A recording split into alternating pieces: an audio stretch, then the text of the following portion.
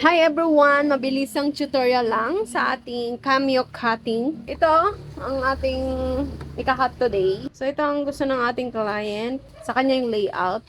And then, parang ganito siya. Ididikit daw siya sa paper cup. Tuturo ko sa inyo yung aming cutting setting para swak or saktong-sakto yung pagkakat ng ating cameo dun sa ating sticker. Meron ako ditong cutting mat is from HTB Ron. Hindi siya yung original cutting mat ni Cameo nung sira na eh. Okay, ang material natin ito is sticker ng size ay 11 by 12 inches. Ididikit natin to gamit ang ating scotch tape. Ayan, scotch tape. Mas maganda, may ready ka ng may holder na to para cut ka na lang, hatak mo, tapos cut mo, ganun. Para dikit na lang. Kapag mga ganito na sticker, yung nagpiprint ka muna, kasi kakat mo gamit ng Cameo, dapat merong registration mark. Kumbaga, ito yung pagbabasihan ng ating Cameo para matrace yung sticker. So, dapat may registration mark. And ito pala, ay spin rin ko sa pigment ink base na printer, which is yung ating L15150 iron. Okay, let's go! So, nasaan yung registration mark mo? Tapos nakikita mo ba tong triangle na butas na to? Ilalapat natin yung edge niya. Ito. Diyan. Hindi sobra, hindi kulang. Itong sakto lang. Saktong-sakto ba? Ayan. Para sa ating horizontal way. Ayan na. Basta hindi siya lalagpas dun sa bilog. So, sa horizontal ganon, yun yung pagbabasehan natin kapag gamit itong HTB Rand na cutting mat. Tapos sa dito naman sa left side, may mga numbering yan. Ayan o, 1, 2, 3, 4 hanggang 12. So, hindi tayo lalagpas sa number na yan. Parang nakaganto lang siya, lapat. Bago matahuban yung mga numbers. Ayan. Sukat-sukat nyo yan. Ipantay-pantay nyo. Dapat ito, hindi lalagpas sa numbering ng cutting mat.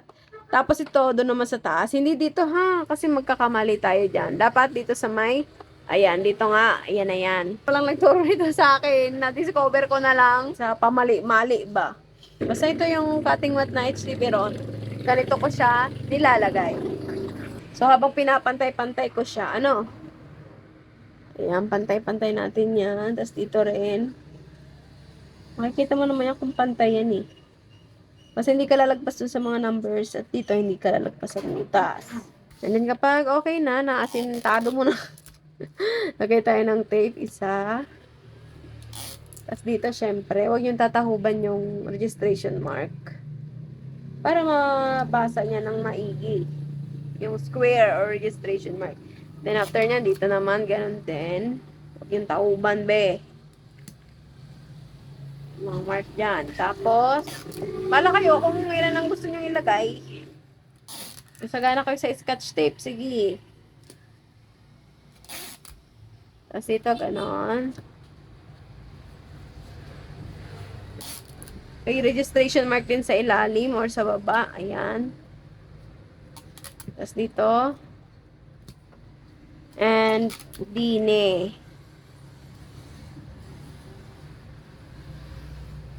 So, ayan. Okay, pag na-secure na natin yung ating material sa ating cutting mat, yan, ready na natin siyang isalang dun sa ating cameo. Okay, let's go! So, ayan ang ating cameo. Ayan, dugyot na kasi gamit na gamit. Tapos, pull lang natin to. Tapos, naglalagay ako ng, ito, cutting mat din. Pang salo ba? Para pag hinatak siya papasok, hindi siya babangga dito. So, pag okay na, kunin na natin yung cutting mat. So, ayan, kinuha ko ng ating material. Ito, may arrow dyan, guide yan. Kung saan nyo ilalagay yung material nyo. Guide ng cutting mat. Ayan, kita nyo ba yan? O, pasok nyo lang. Pasok. Yan.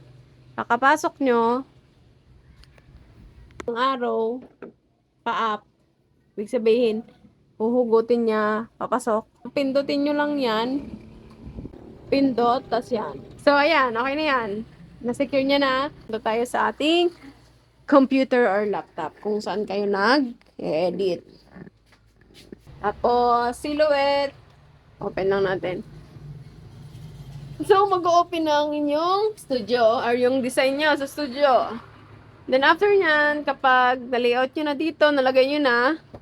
Tapos, ito pala, pag nag-print na kayo, tapos magkakat kayo, hindi pwedeng galaw-galawin nyo. Kasi, kumbaga, ang ang na-save niya, na na-print niya, yung original. So, dapat, paka-print, cut agad, ganun.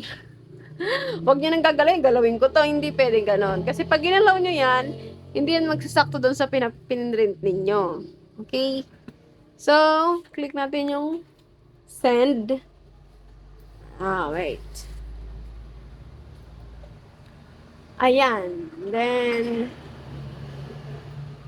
click ko lang yung Cameo. I-connect ko lang ulit. Ibig sabihin, firmware is up to date. Naka-connect na yan. Ito is standard. Ayan. Tapos may nakalagay dito, Cameo is ready. Tapos, ito, ayan. Meron kayong preview kung ano yung ikakat ng inyong machine. Yan, kulay red. Yan ang ititrace ng ating cutter. So, pag ready na yung Cameo 4, ito pa lang, sticker KissCut is ginawa ko lang to. Halimbawa, makakalimutin kayo, katulad ko din, isi-save nyo lang yung saktong layout or cutting setting sa inyong Cameo. Sticker KissCut, syempre, ibig sabihin ng KissCut, yung may backing pa rin siya, tapos ipipeel off mo na lang yung sticker. That's sticker KissCut. Pag die cut naman, tama ba? Kasama pa yung, ano to, yung backing. Basta search nyo na lang. Basta ganon. And then AutoCut, tapos ang setting kong force is 16. Ang speed ko 8. Tama na yan. Passes, ibig sabihin ng passes kung ilang beses siyang dadaan dun sa inyong material. Siyempre, sticker lang naman yan. Manipis lang naman. Passes, isa lang, isang beses lang. Ang blade depth, ibig sabihin ng blade depth, yung lalim ng blade. Okay? So, yan nga, dahil paulit-ulit tayo ng sticker KissCut na cutting, ang blade depth ko dito is 2. Yan, to save nyo na lang. So, if okay na yung setting nyo, cutting setting nyo, then send. Papunta tayo dito. Ayan, nagre-registration na siya. Nire-read niya na yung registration mark. So, very crucial ang part na to kasi dapat tamang-tama talaga yung pakakalagay nyo ng inyong sticker dun sa cutting mat. So nabasa niya naman na maigi, kaya ayan, nag-proceed na siya. Ang ganun lang, madali lang naman Charot. Hambogo na no. Actually, nung nabali namin to, 2023, 3 years ago. Ang hirap na hirap din talaga gumamit ng Cameo 4. Kasi yung mga YT na tutorial, kulang ba. Hindi ko alam kung paano nila nilagay doon. Nag-cut na lang agad. Mga ganun lang ang senaryo. So, ngayon ito, mahaba-haba. Ayan. Tamang-tama na yung pagkakat niya. Kita nyo? Basta ganyan yan. Pakabili ko nito. Siyempre, tutorial. Naghanap ako ng mga video tutorial. Napaka-konti ng mga nagtuturo ng Cameo. Parang ayaw magturo ng iba dyan. Kasama na ako doon kasi siguro tinatamad lang talaga. Like me, admit ko yan. So, hirap talaga. Yung tipong, meron naman mga tutorial ng mga kana. English na English. Ang hirap din ma-digest minsan. Bibilis magsalita, di ba? So, ito na yon. Basta, ang tatandaan nyo lang lagi kapag gamit nyo HTB Ront na cutting mat ito, yung paglalagyan nyo ng materials nyo before number dito. So, doon naman sa horizontal part, dapat hindi siya lulusot doon sa bilog na triangle. Hindi ko alam yung mga term dyan. Bakit hindi Cameo cutting mat ang inano ko? Mahal kasi. Ganon. Ito, nasa 100 something lang to. 150, 120, ganon. Tapos, di-discover mo na lang talaga yung tamang ayos ng inyong material para magsakto talaga yung pagkakat nyo ng mga sticker. Ayan o. Yan yung actual niyang bilis. Hindi ito naka-fast forward. Ano? Kaya, yan. Sana may natutunan kayo. Closing remark agad. Visit. So, ayan ah. Wait na lang natin matapos. Baka iniisip nyo nilalansing ko lang kayo eh. So, ayan. By the way pala, regarding dun sa 10,000 notebook goals namin, hindi ako nakapag-video record. Pero nagpiprint na kami ng mga niya, inner lib. Siguro next month, February, update ko kayo. Ang hirap din talaga magko-content, Itong full-time ka sa ginagawa mo sa buhay. Lahat naman tayo. Full-time ka din sa inyong anak at asawe. Lahat na full-time. Tapos full-time ka din maging maayos ang personal growth. Lahat na Tapos magkano ka pa ko content. Ba't pa ako nag-content? Gusto ko lang magturo. Yun lang naman yung ko talaga. Goal ko. Hindi naman ako after sa kung pa man. Pero, sabi daw pag consistent daw, doon na rin daw yung papasok. Pero ewan ko lang. Kasi nga, ako, occasional lang ko eh. Occasional, nagpa-content. Tapos, syempre, bira lang din naman ng mga manonood ng mga ganito, mga tutorial na yan. Kasi ang tao ang gusto, entertainment agad eh.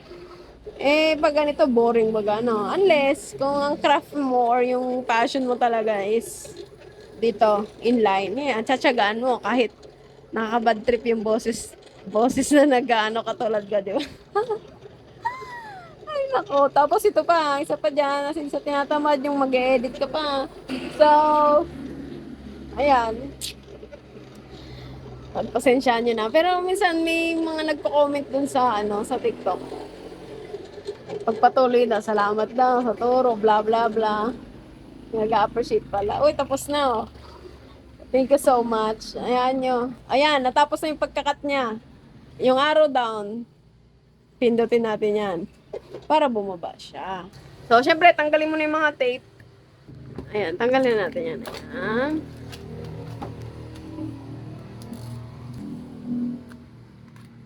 Ayan.